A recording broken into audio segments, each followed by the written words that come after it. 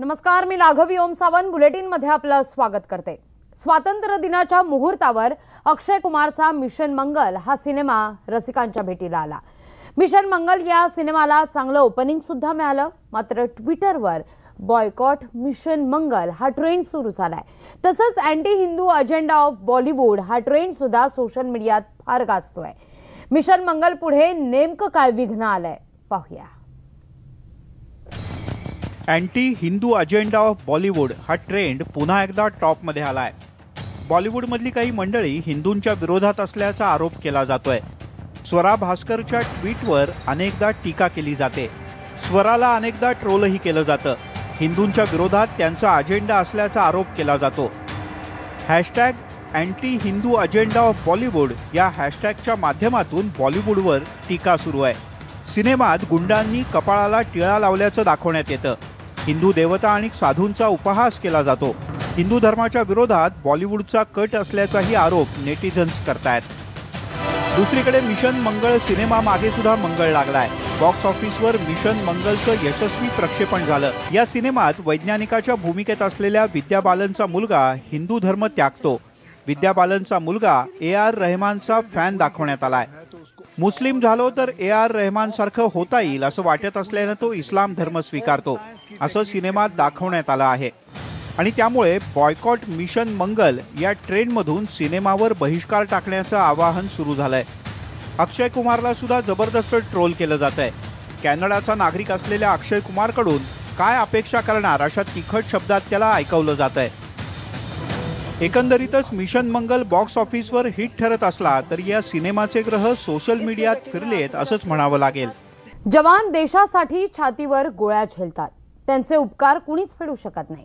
पण देशासाठी शहीद झालेल्या सैनिकांच्या परिवारासाठी युवकांनी असं काही कार्य केलंय की देशभरातून त्याचं कौतुक होत आहे।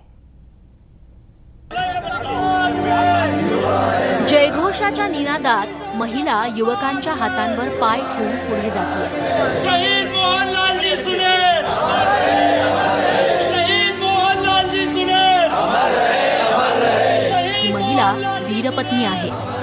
देशासाठी 27 वर्षांपूर्वी मोहनलाल सुमेर शहीद झाले होते। ही महिला मोहनलाल सुमेर यांची पत्नी आहे। 27 वर्ष वीरपत्नी एका छोट्याशा घरात राहत होती, पण इंदूर जिल्ह्यातल्या बेटमा गावातल्या युवकांनी या वीरपत्नीसाठी घर बांधलं। युवकांनी तब्बल 10 लाख रुपये जमा करून हे घर बांधलं। त्या घराची चावी वीरपत्नीकडे सोपवण्यात आली। युवकांच्या हातावरून त्यांनी घरात प्रवेश केला। शहीदों के सम्मान में शहीद मोहनलालजी सुनेर, शहीद मोहनलाल। 27 वर्षांपूर्वी मोहनलाल यांचा मुलगा 3 वर्षांचा होता। वीरपत्नीनं मुलाचं संगोपन केलं, पण आता गावातल्या युवकांनी त्यांना घर बांधून दिलं। या मजबूत घराप्रमाणेच देशातले सर्व नागरिक शहीदांच्या परिवारासोबत मजबूतीनं उभे आहेत। Bureau report, news 18 Lokmat. पूर आलेला असताना नदी ओलांडणं धोकादायक असतं आणि हे ठाऊक असून सुद्धा अनेक जण धोका पत्करतात। असे लोक आजवर आपण आपल्या राज्यातही पाहिलेत आणि राज्याबाहेर सुद्धा। मध्य प्रदेशातून सुद्धा असाच एक धक्कादायक व्हिडिओ सध्या समोर येतोय, पाहूया।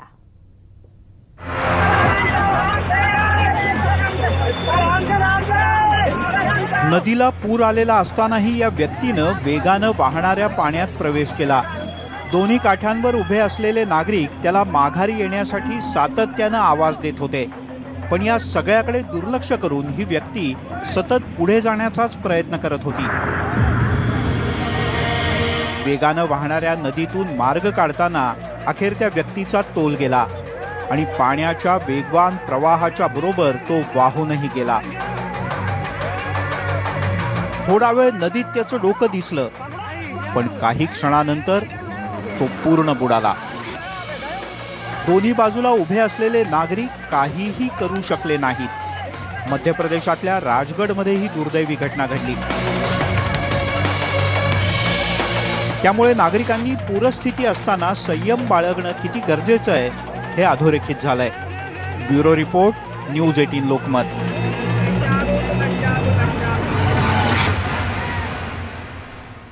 गेल्या आठवड्यात कोल्हापुरात आलेल्या महापुरानं अक्षरशः हाहाकार माजवला. माणसांनी कसाबसा जीव वाचवला, मात्र एवढ्या मोठ्या महासंकटातून गावातील भटकी कुत्री आश्चर्यकारकपणे बचावली आहेत. कुत्र्यांना पुराची आधीच चाव लागली असल्याचा गावकऱ्यांचा दावा आहे. पाहूया.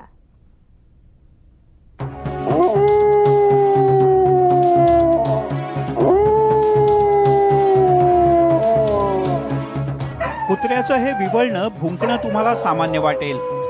महापुराच्या विळख्यात अडकलेल्या कोल्हापूरच्या आंबेवाडीतल्या ग्रामस्थांना सुद्धा पुराच्या 2 दिवस आधी या कुत्र्यांचं विवळणं सामान्यच वाटलं. कुणी त्यांच्या भुंकण्याकडे लक्ष दिलं नाही. महापूर येण्यापूर्वी ही भटकी कुत्री अचानक गावातून बेपत्ता झाली होती. तेव्हा सुद्धा ग्रामस्थांच्या काहीच लक्षात आलं नाही. कुत्र्यांना आधीच पुराची चाहूल लागल्याची आता आंबेवाडीतल्या ग्रामस्थांमध्ये चर्चा सुरू आहे.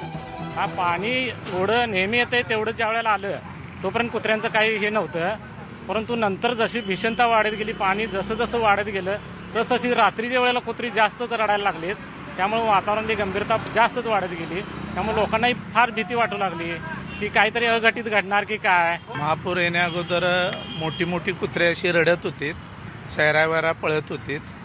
प्राण्यांना जशी जाणीव असते की बाबा एखादा प्रलय होणार, भूकंप होणार, त्याची जी जाणीव असते ती बरोबर त्यांना झालेली होती.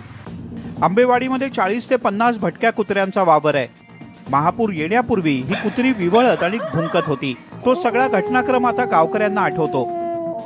कोणती नैसर्गिक आपत्ती येण्यापूर्वी कुत्रे तसेच पशुपक्ष्यांना आधीच चाहूल लागते असं आजही लोक सांगतात. महापुरानंतर गावात परतलेल्या कुत्र्यांना पाहून लोक याविषयी पुन्हा बोलू लागलेत. त्याच्यामुळे प्राणी रडाले की काहीतरी धोका आहे पहिल्यापासून निश्चित मला अगदी वाटतच होतं आणि ते झालंच तसं. अगदी काय त्याच्याबद्दल हे नाही काय. ज्या कुत्र्यांना समजलं ती कुत्री कुठं गायब झाली 2 दिवस आधी, जेव्हा पाणी आलं रस्त्याच्या पलीकडे तेव्हा कुत्री दिसायची बंद झाली. तर आम्हाला वाटले की बाबा पाणी येणार नाही. इथं जेव्हा 2 फूट आली तेव्हा सगळीच कुत्री गायब झाली. खरं तर पुराच्या काळात गावातली ही सगळी भटकी कुत्री कुठे गेली होती याविषयी गावकऱ्यांना कोणतीच कल्पना नाही. मात्र पूर येण्यापूर्वी या कुत्र्यांनी विव्हळण्यातून इशारा दिला होता एवढं मात्र नक्की.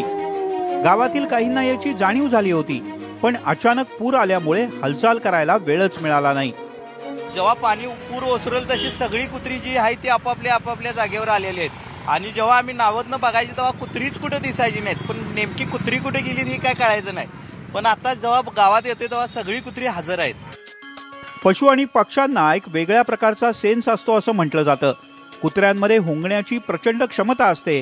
त्यामुळेच पोलीस दलापासून अग्निशमन पथकांमध्ये त्यांचा वापर केला जातो. आंबेवाडीतल्या महापुरानंतर कुत्र्यांच्या याच सेन्स विषयी आता चर्चा रंगू लागली आहे.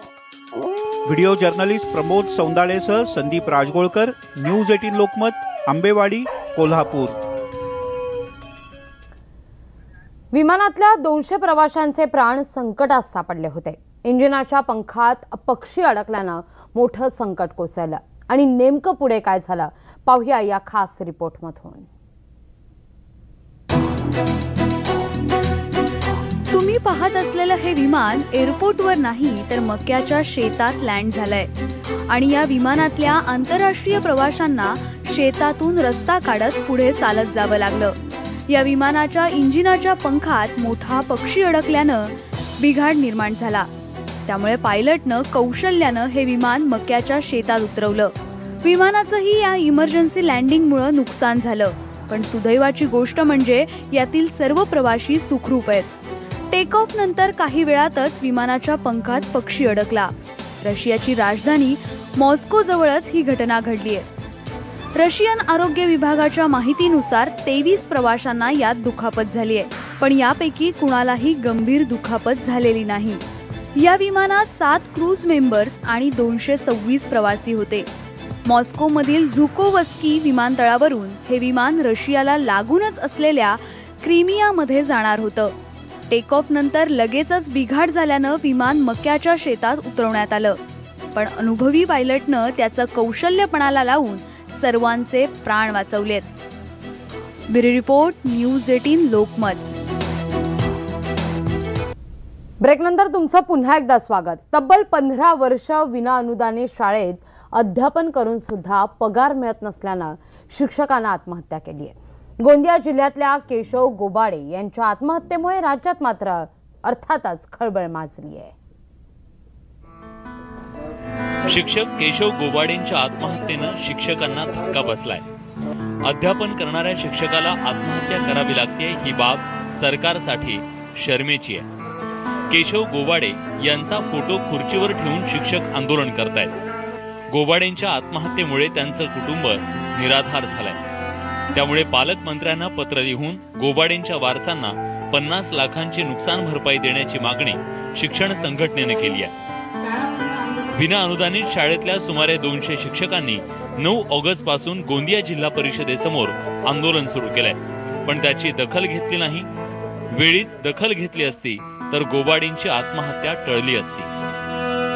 गोवाडे या शिक्षकाने शासन पगार सुरू करत नाही किंवा आमच्या मागण्या मान्य करत नाही म्हणून त्यांनी या शासनाच्या अशा जाचाला कंटाळून त्यांनी आपली जीवनयात्रा संपविलेली आहे, आत्महत्या केलेली आहे आणि यासाठी हे देवेंद्र फडणवीस सरकारच जबाबदार आहे। केशव गोवाडे विना अनुदानित उच्च माध्यमिक शाळेत शिक्षक होते। आदिवासी ज्युनियर कॉलेज मोरगाव अर्जुनी इथं ते कार्यरत होते। 15 वर्ष अध्यापन करूनही त्यांना वेतन मिळत नव्हतं। वेतन नसल्यानं मागील 6 वर्षांपासून त्यांची पत्नी मुलासह सोडून गेली। अनुदान येईल या आशेवर केशव गोवाडे जगत होते। अखेर नैराश्यातून त्यांनी विष प्राशन करून जीवन संपवलं। सरकारच्या हलगर्जीपणामुळे निष्पाप शिक्षकाचा बळी गेलाय। अजून किती बळी गेल्यावर सरकारला जाग येणार आहे हा संतप्त सवाल शिक्षक विचारतायत। प्रवीण तांडेकर, न्यूज 18 लोकमत, गोंदिया। ब्रेकनंतर बातमी कोकणातली आहे। संगमेश्वर मधल्या नांगरणी स्पर्धेनं अशा स्पर्धा किती जीवघेण्या ठरू शकतात हे स्पष्ट होत आहे, पण तरीही कोकणातील नेत्यांकडून नांगरणी स्पर्धा रुजवण्याकरता अट्टाहास सुरू आहे।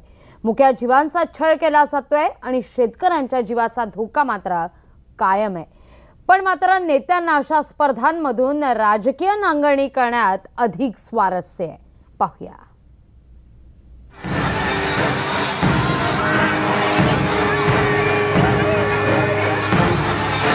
संगमेश्वर मधल्या नांगरणी स्पर्धेदरम्यान बैलजोडी अचानक बिथरल्यानं प्रेक्षकांचा जीव धोक्यात आला।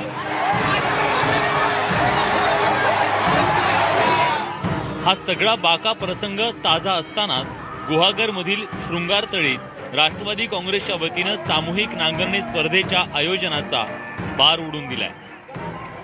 प्रथम स्पर्धा नांगरणीच्या होत आहेत आणि त्याला एवढा मोठा उदंड असा प्रतिसाद मिळाला आहे की हजारो लोक या ठिकाणी उपस्थित आहेत। आणि विशेष करून आजकाल जे तरुण शेतामध्ये चिखलामध्ये लाल मातीमध्ये पाऊलच आपलं टाकत नाहीत, पायाला मातीत लावून घेत नाहीत, ते तरुण सुद्धा इथं हजारोंच्या संख्येनं या ठिकाणी उपस्थित आहेत। जीवघेण्या नांगरणी स्पर्धांमुळे मुक्या प्राण्यांचा छळ होतोय, त्यामुळे प्राणी मित्र अशा स्पर्धांना कडाडून विरोध करतायत।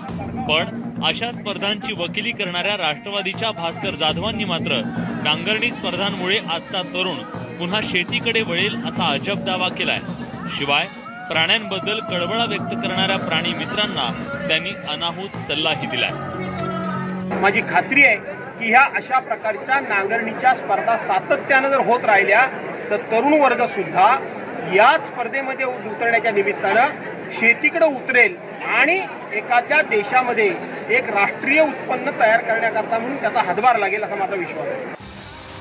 एका बाजूला संगमेश्वर मधल्या नांगरणी स्पर्धेतील आरोपींविरोधात पोलीस कारवाई करत नाहीत, तर दुसऱ्या बाजूला नेते स्वस्तातल्या लोकप्रियतेसाठी खुलेआम अशा जीवघेण्या स्पर्धांचं समर्थन करतायत, कारण त्यातून त्यांना राजकीय नांगरणी साधायची असते।